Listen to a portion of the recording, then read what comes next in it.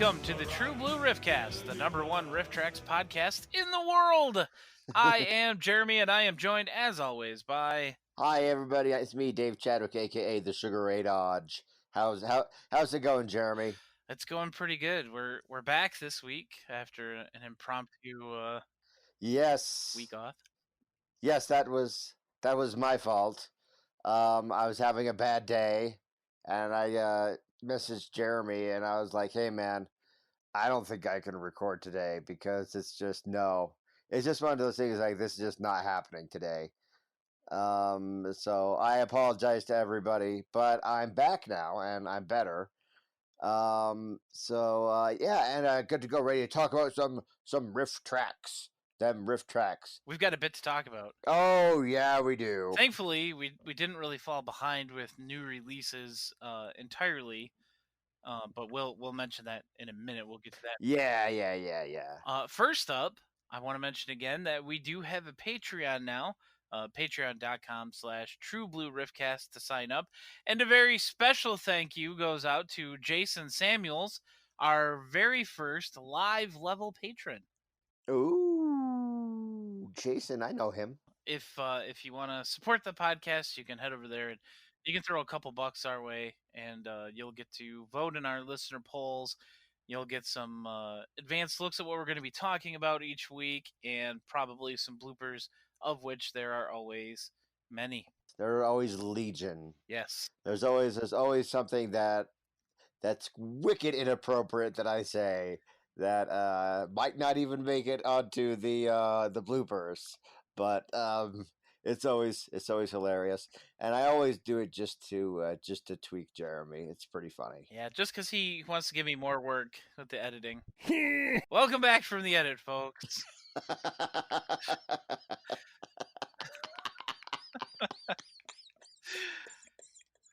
Well, let's take a look at some headlines before I kill Dave. Headlines. Last Thursday marked the anniversary of the MST3K episode of Space Mutiny. Yay! Which they riffed live in 2018. Yes, we've had, and that was such a fantastic live show. By the way, I gotta say they knocked that one out of the park on that one. It's such a great addition to the Riff Tracks library. I'm so glad. I'm all for them, by the way, just appropriating the entire MST3K library if they want to. Oh yeah, I mean, they do a good job of keeping things fresh and not reusing stuff, and that's what I like to see. I mean, it doesn't invalidate the MST3K episodes at all, because those do still exist. It's just like everybody who complains about them coming out with new versions of shows from our childhood, where they say they're ruining it, but they're not, because the other one's still there. It's still there for you to enjoy. And also, it's been like 20 years. Yeah, 1997, man. It's 2019 right now. You can riff at me like, oh, they must be running out of material. Like, no, it's been 20 years. They can revisit something. Have you seen the other stuff that they've been releasing? They most definitely have not run out of material. And we'll talk about that later. Oh yeah, because we had another doozy. Yeah, we thought The Visitor was weird. But we did get kind of a little bit of a stealth release this past week. Riff Tracks released the Just the Jokes riff of Jurassic World Fallen Kingdom. Yeah, Jurassic World. This one was, of course, free for a lot of the Kickstarter backers. If you paid above whatever the level was, I don't remember, $80 or something like that, is usually what that is. You'll have it for free in your library, which means it should show up in the app for you, which is good because it's very easy to use that app. The auto syncing. Of course, my only problem with that is you do tend to miss about the first minute or two of jokes in a movie. Yeah, because it's syncing up. Yeah. Yeah, or if there's no dialogue close to the beginning of the film, then it has nothing to sync to, and so you're kind of missing out a little bit on that. Yeah. But for the rest of it, I mean, it always works really good. At least for me, I've never had any issues with it. but I have not seen the movie yet. Okay, I don't really use the app that much, honestly, because as Bill says, I'm an ancient of the ancients. And I just got really good at syncing movies. So I'm kind of like one of those guys that's like, what's so damn hard about syncing movies? But it's 2 clicks, everybody. Come on. But as far as Jurassic World: Fallen Kingdom goes, it's strange because neither one of us have seen this riff yet. Yeah, I haven't even seen the movie Vanilla yet. Yeah, it's here's the thing, and it's probably why we're not going to be talking a whole lot about the riff because neither one of us has seen it. It's because the movie is not really widely available. I mean, it is, but right now you can't rent it. You can't rent it on Amazon and you can't rent it on iTunes. And the reason I think this is just me speculating is because right now it's on Showtime, and so is the original Jurassic World. And I think because of that, Showtime has that contract with uh, whoever the hell, the Universal, Yeah, to have these movies on their service that nobody can rent it, unless they buy it. And I saw this movie in the theaters, and it is crap, and I am not going to pay $14 to buy it. So I'm gonna have to find some other way to see this riff. I'm gonna, and when we do, we'll talk about it then. But I'm just, dude, I'm not gonna own this movie. Come on, give me a break. This movie is really, really bad. This movie is terrible. I honestly forgot it existed until I saw that the riff was released. Now, imagine this. Imagine everything, because it's just like now the original Jurassic World wasn't Shakespeare, but it was fun. Okay, Jurassic World: Fallen Kingdom kind of takes everything fun from the original Jurassic World and just kind of like says, screw it. We don't have to do anything except resort to tropey cliches about rich people. I mean, that's Yeah, basically what it is. And it's just yeah. like anytime that happens, it's just like, oh no. But yeah. Was it worse than the original Jurassic Park sequel, The Lost World? Um yes. What? I have to say, yes, it absolutely is. In fact, I think it's probably, all due respect to Matthew J. Elliott, I think this is worse than Jurassic Park 3. Now, I prefer Jurassic Park 3 to Jurassic Park 2 personally. I think a lot of people do. And yeah, if it's worse than Jurassic Park 2, then to me that means that this is the worst out of all 5 movies in the franchise. Right. Well, there's really only 2 good Jurassic Park movies: Jurassic Park and Jurassic World.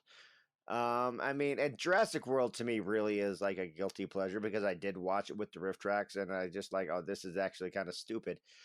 But I really, really enjoyed it when it was in theaters. So I mean, it's got that kind of Revenge of the Sith quality to it, where you're kind of like on a high when you're watching it in the theaters, and then when you go back, it's like, it's not bad, but it's really kind of tropey and stupid, but it's still fun. Yeah.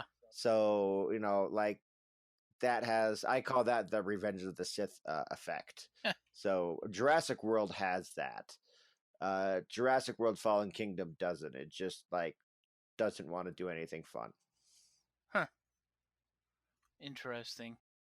This weekend, November 17th, is Wookiee Life Day. Woo! Time to break out the Star Wars Holiday Special. Definitely not going to do what I did last year. Last year I pulled a marathon of it. Was that released in 1978 or 1979? I think it was 78. Oh, okay. So this will be the 41st anniversary of that monstrosity. Yeah, and I think that was it was 1978. I think that was part of the reason why I did that last year. Oh, okay. Because it was 40th anniversary and blah blah blah, and this really terrible thing, and I put everybody in my house through hell that day, including myself, I don't even know why you would do that. just because I could, I guess. I could do lots of stuff that's really painful, and I was just.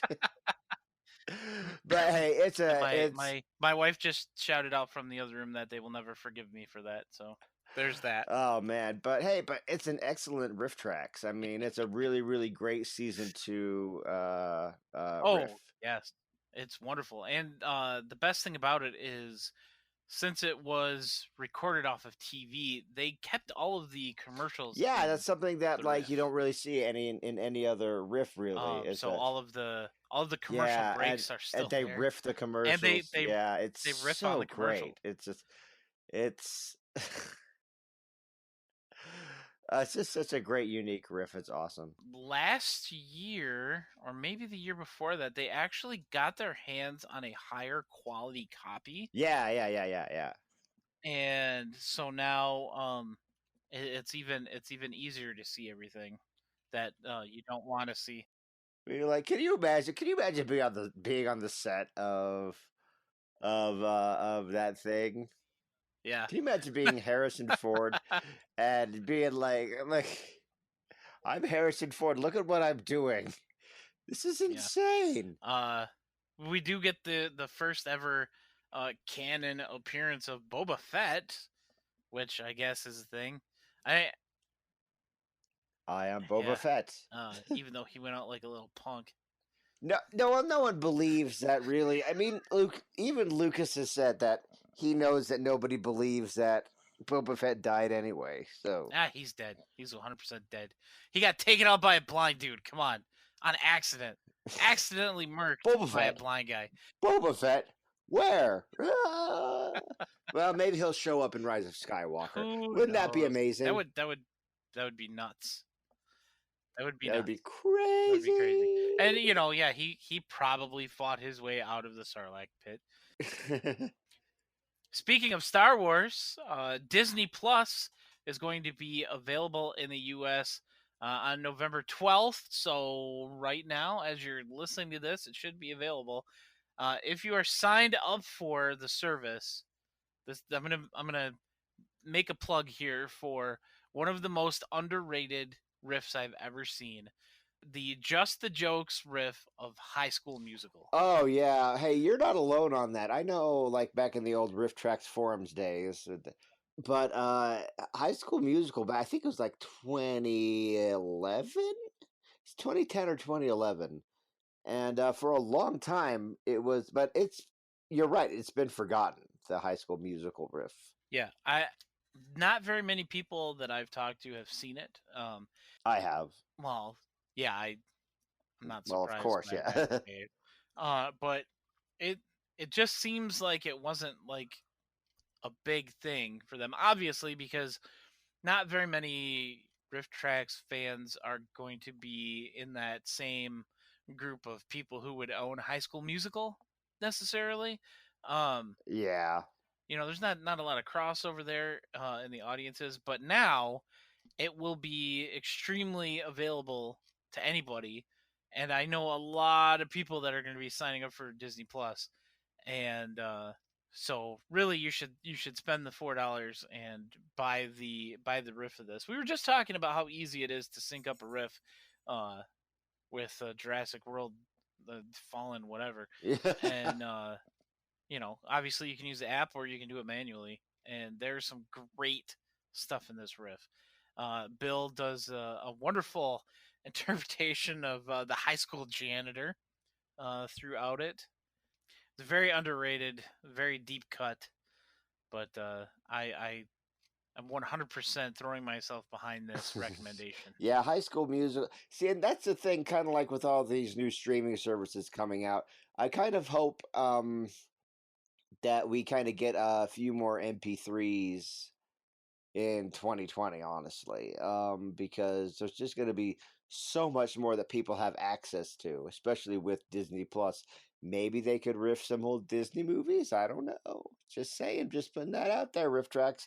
Let's take a quick look at the weekend box office. Man, we take a week off and everything is different. The entire landscape of the top five is is changed. Now we have Midway coming in at number one, followed closely by Doctor Sleep, the family movie with John Cena in it, Playing with Fire, is in at number three.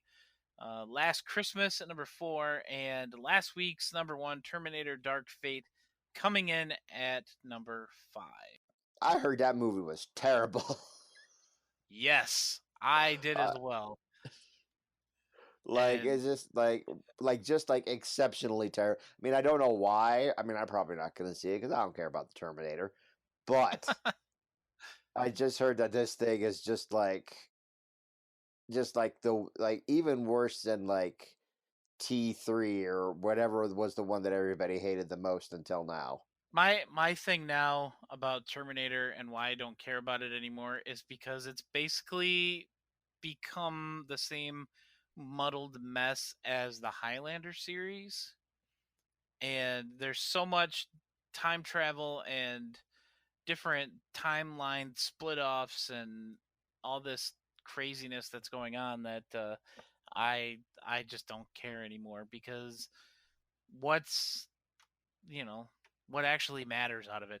Nothing. Yeah, that's definitely true. Time travel does have a tendency to mess everything up. Avengers Endgame, but whatever, we won't get into that. So now let's go into our short reviews of Riff Track Shorts. Today's short reviews of Riff Track Shorts is Skipper Learns a Lesson, released July 7th, 2008. Oh wow. And this was actually the first Encyclopedia Britannica short. Ooh. And much like Coronet and ACI now, a decent amount of the Riff Track Shorts catalog is composed of Encyclopedia Britannica shorts. Skipper Learns a Lesson is about a dog who has to learn to like other dogs based on what's inside them. And I don't mean worms. I mean the fact that who somebody is on the inside is much more important than how they look on the outside. That's not true. Skipper learns this lesson by first rejecting all of the other dogs in the new neighborhood that his family just moved to, somehow getting covered in poster paint, and then having all of those same dogs reject him. It's poignant stuff. Wow. This one, it's not quite an essential, but it's one that I've watched. I can't even tell you how many times I've seen this one. And I do still get quite a few belly laughs out of it. Skipper Learns the Lesson gets 4 angry skippers out of 5. Oh, nice. So it's basically about dogs. Yeah, it's a short about dogs. Skipper in particular looks a little vicious. In the last episode, we mentioned in Halloween Party the dog Shep, and how it constantly looked like it wanted to tear people's faces off. And Skipper kind of gets that look a few times in this one, until, of course, he is humiliated and humbled by the other dogs after getting dirty. Oh. So now let's move on from the shorts to the not so shorts, and let's take a look at the winner of our last listener poll, Honor Oh, God. and Glory. This thing. I don't mean the 1969 Czechoslovakian movie of the same name, and I don't mean Glory and Honor, the movie about Robert Peary and Matthew Henson on their trek to the North Pole in 1901. Because everyone knows about that. Yeah, I'm talking, of course, about the 1993 martial arts flick starring the rockinest of all Roths, Cynthia. And, Cynthia Rothrock. Who was also in which other Riff Tracks release, Dave? I believe it's a little unknown one that neither one of us has seen very many times called Santa's Summer House. The other Yeah. wonderful movie from David Dakota. Yes, you have to go through a bunch of backwoods twistoramas to get there. Yes, but this movie is about an FBI agent and her journalist sister, who are both martial artists, and they are going after Donald Trump Jr.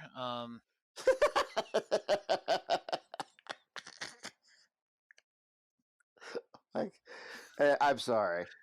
I'm sorry. To hell with that bastard.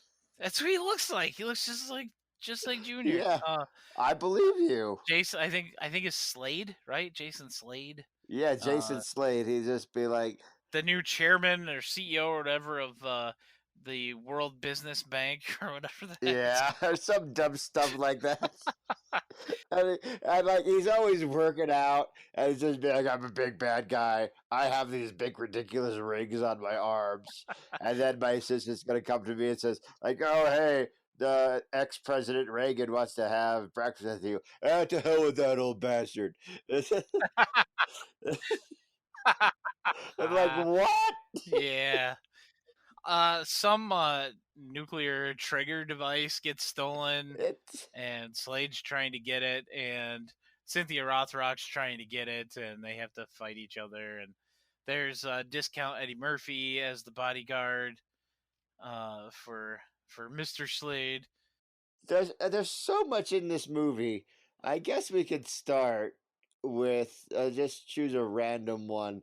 At one point, Cynthia Rothrock's sister is in a hammock, and she answers the phone with this This long pole. Um, and it's just like the most convoluted way to answer a phone ever. It's interesting. And then at the beginning of the movie, this she's doing wrapping up a news report outside, and this woman comes up to attack her yeah, because she besmirched the name of her senator father. and she's a knife wielding maniac. So she's Her coming. father, a United States senator, is gonna come and like pull a knife on this reporter. Oh, the cameraman didn't even care. Yeah, he just kind of stands there filming. It's just like, oh yeah, happens all the time. What? We get another scene a little bit later with the sister, and she's at whatever kung fu school or whatever they learned at with one of the other students, Mickey. Now she's sparring with Mickey, and she ends up flipping him over, and Kevin makes the joke about how she slipped him a Mickey. You hear this noise, this sound effect, and Kevin says, "Wow, you hit me in the scrotum as hard as you could, and the pain hasn't even registered yet." Literally 6 minutes later, Kevin reacts to it just out of nowhere, and they ask him what's wrong, and he's like, "Oh no, the pain from when you hit me is just finally registering." It was 6 minutes. The hit takes place roughly the 16-minute mark, and the scream of pain comes at the 22-minute mark, and it's one of my favorite bits that they've done in quite a while. And I mean, this one came out in what, 2016. About this time in 2016, yeah. Yeah, it's still one of my favorite bits that they've done. Honor and glory, man. I don't even. Can we talk about the bodyguard a little bit? Oh, Discount Eddie Murphy. Yeah, discount Eddie Murphy. Yeah, I can't remember what his name is, but it's just like he's a bodyguard, but he doesn't do any of the bodyguard stuff. It's like he's just there to hang around and look cool, but he'll still like let his boss get attacked, and then he'll like wander away and go like harass Cynthia Rothrock's sister at her house. well, he So did it's protect like, him at first, like the one yeah, time, he took the guy's camera away or whatever. But yeah, he doesn't really do much bodyguarding after that point. yeah, he just like opens doors and yeah. Yeah, he gets yelled at by the boss a few times, and then he goes and see Joyce at her house, like you said. He just kind of shows up. Be like, I'm gonna go ahead and flip around your hammocks and whatever. And it's just like he doesn't really see. He's got a lot. Like he's in the movie a lot. Like he's a big player in the movie, but he doesn't have much to do. That's the thing. He just is kind of there. He's there for the eye candy Yeah, or something. I don't know. yeah. Oh, also, what's his name? Robin Shao, Liu Kang from Mortal Kombat shows up at the beginning and at the end to kind of like tie up the whole Hong Kong Yeah. aspect of it. Because and when he shows back, I'd be like, oh right, Liu Kang's in this movie. I forgot. Okay. And this movie had something to do with Hong Kong. Okay, fine. Yeah, that's cool. Yeah, just the fact that that's where it started, I think. there wasn't really much more to tie it in to that.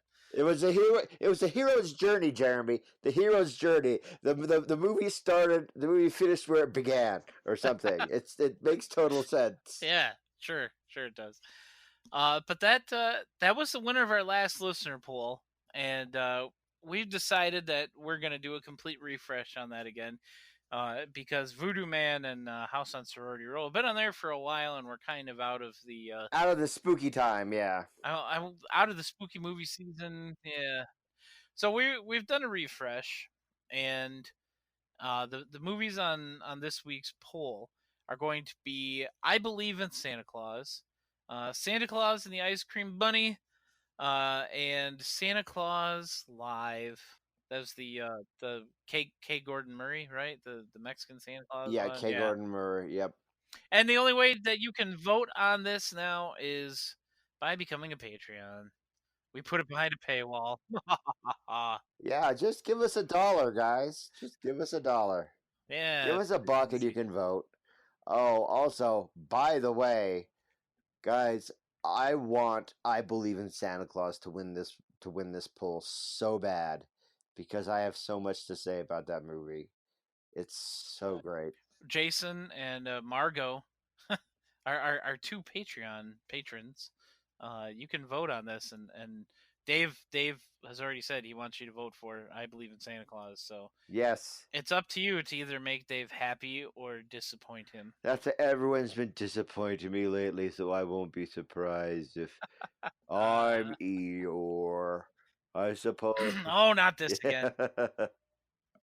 Let's raise your spirits, Dave, and let's move on to our other VOD that we're going to talk about. Oh no. Last Oh week's, no. or I guess 2 weeks ago, the last VOD release from Rift Tracks. I am talking, of course, about the wonderful, amazingly awesome movie Feeders. Feeders. Okay. All right. So a couple weeks ago, there was a release called The Visitor that we talked about at length Uh-huh. here on the podcast, and I didn't think anything could outweird The Visitor. I think we even said something to like words to that effect Yeah. here on this podcast about how it's just be like, well, it's too late in the year for anything to kind of like outweird what we just saw.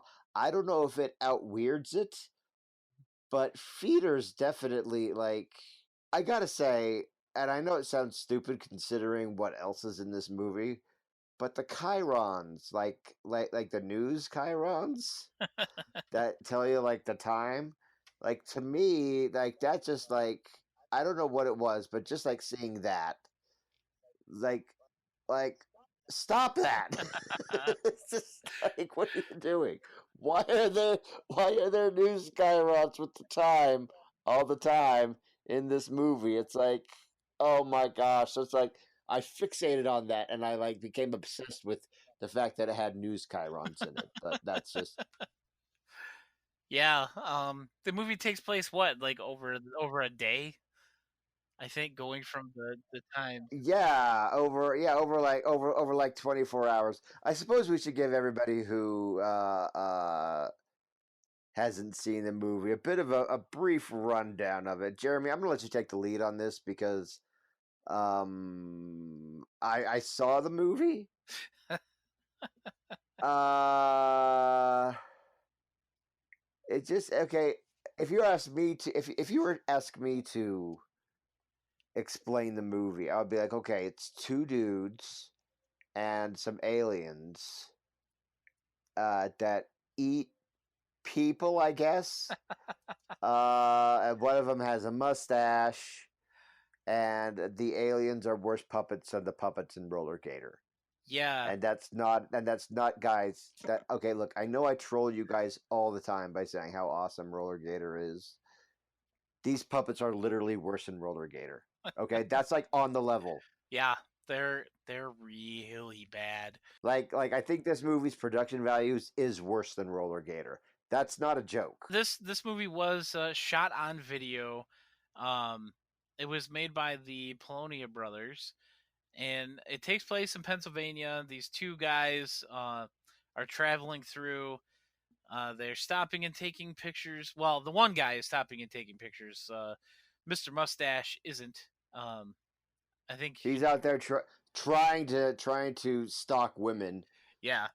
We kind of see this happening at a gas station, where clearly a completely different location on a different day because the guy's got a completely different outfit on, and it's literally just he walks over and says hi to this woman, and then you see her on the phone talking to her friend, and I think they said something about this the person that Barb from Stranger Things was based off of, Yeah. and so they're planning to meet up with the guys, but then this flying saucer starts dropping off these little gray aliens, and they're tiny, like maybe 2.5 3 feet tall at the most. Yeah. And we get some of the most astoundingly bad effects I've ever seen committed to tape at all. Like it does have a really great scene though with one of the victims, a doctor. They like rip his head off his body or whatever. They punch it off or something. I don't remember. This movie turned my brain to mush. I never thought. Yeah, okay, see, now in Psychotronic Man, there's a scene where the doctor gets killed, he gets thrown out the window, and he has, like, even Bill says it in the riff, is like he has little plastic bags filled with his own blood, right? I never Yeah. thought, like, I'd see a doctor get killed in a more ridiculous way than that. His head is decapitated from his body. The alien is biting at its head, and the guy is like, he's like, Oh no, I love how the aliens eat. yeah. But the guy's still reacting like he's perfectly alive and his head is not disconnected from the rest of his body. It's so bad, you guys. And like this is one of those movies where, spoiler alert, everybody dies. Like I think maybe the one guy survives at the end, but I think the one guy in the blue shirt does survive. at this point, the Earth is being completely overrun by the aliens, and they're just like destroying all the buildings, and they're killing everybody, and it's so bad. It's so bad, Dave. Like I know it's a shot on video thing, I and oh, it's terrible. The best part though, the best part about this is that they made a sequel. It's a Christmas themed Yeah, sequel, Feeders 2 Sleigh Bells, SLAY. that's And okay. They were saying this. Sorry, I'm gonna let you finish what you were saying because I know exactly where you're going. But before you say what you're gonna say, I gotta say that I thought that I saw everybody talking about that on Twitter, and I thought that they were kidding. no. I thought that that was a joke. Feeders to slay the whatever it is. Yeah. Nope. It's real. There's a sequel, and Connor mentioned that they were, or hinted that they were going to do it, but then in the riff itself, Kevin brings up that there is a sequel, and yes, they are doing it. Yep. And I would not be surprised to see it come out, honestly, in a couple weeks. Yeah. Well, I mean, it would have to. Well, if they do it this year, but I don't see why they wouldn't do it this year, honestly. I think they will. Yeah. I mean, if they did a talking cat and Santa's summer house in the same year, but here's the thing about that. Riff Tracks really loves this movie. I mean, like, and I'm quoting them when I say that. Is that this is like I think probably their favorite movie they've done since A Talking Cat. Yeah, it's really bad, but it's so much fun. Like it kind of turned my brain to mush. Well, I mean that's all it can do, really. It's like okay, can we talk about the heroes in this movie for just a minute? There weren't any heroes in this movie. What are you talking about? We had two schlubs. Talking about One guy who was a pervert and was trolling, uh, for the ladies the whole time. Like that's all he wanted to do. He wanted to get to the beach and scope out the women in their bikinis. yeah, he wanted to go and like perv on the girls all Miami Connection style. And then there's the other guy without the mustache, who's just like, I don't know. I didn't know Vanilla could be a person, uh, but we found out. This yeah, guy is like Vanilla personified.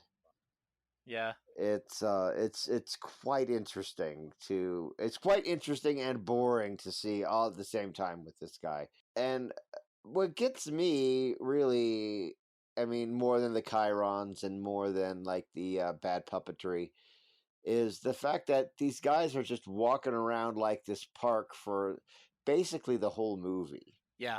except for like about halfway through when they find this house and they spend like 40 minutes in like searching the house for, I don't like, what were they doing in there? Well, I think they were hiding. They ended up like staying there all night. Uh-huh. It was still dark when they left. After the one guy, Bennett, I think was the Yeah. guy with the mustache. He gets abducted, and then he got cloned, and then oh my god, this is the best. Yeah. And so then his buddy Derek has to make a decision on which one to kill, and he picks the one that he thinks is the alien clone, and he just goes up and he just murders the crap out of him, man. Like, and then he's like, "Oh my gosh, I can't believe I had to do that." And he's like, "Yeah, you're my best friend though, Bennett. I'd know the real you anywhere." And then he's like, "You are a fool. You killed your friend." And of course, it was actually the alien clone. And then that's when all the aliens come down and proceed to start destroying the Earth, or feeding on people or whatever it was that they were planning on doing. So I got a question. Like, what was the point of this movie? Uh, to make a movie about aliens. Well, I mean, okay, I know that, but I'm not really sure what the filmmakers were trying to accomplish. Like, I don't know. I mean, the movie itself is just it's so Birdemic in its presentation that you kind of gotta wonder. It's just like, I don't know why. I don't know why it Well, exists. it was filmed in what was it, 96? Is that when it came out? Yeah, 1996.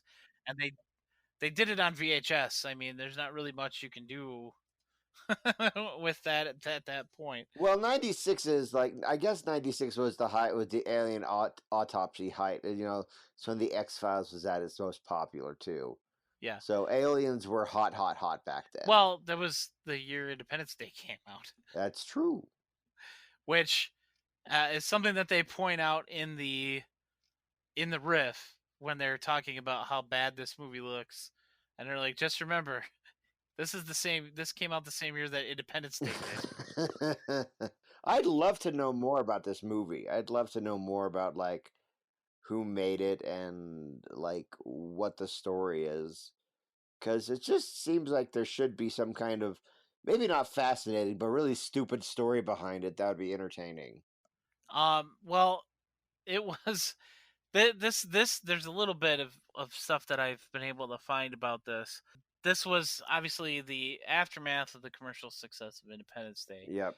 But the movie was picked up by Blockbuster What? because of how good Independence Day did.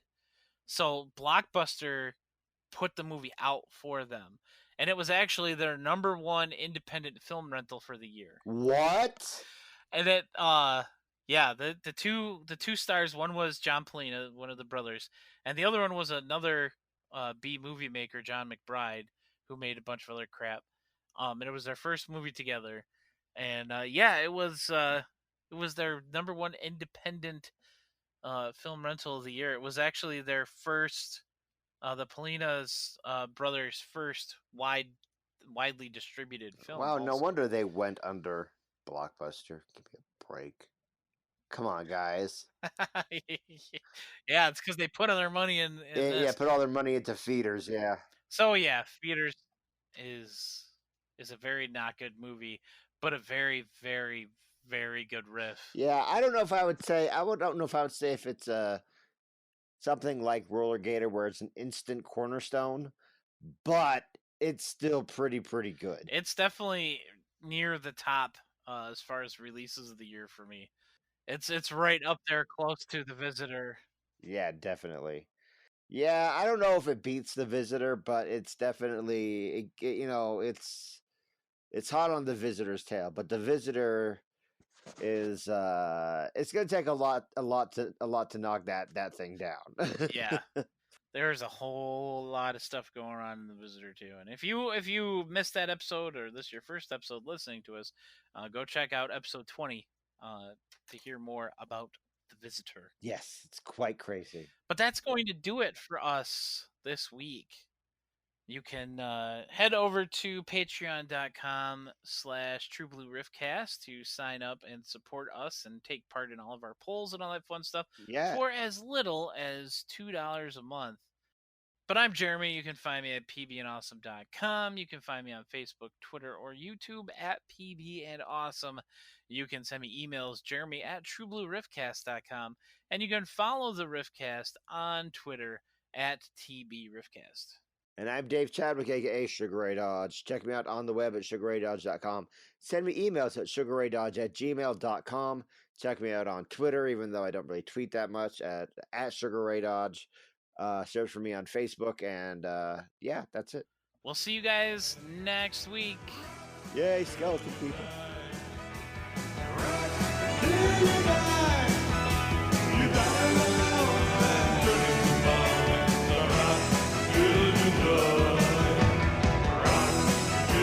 Rock,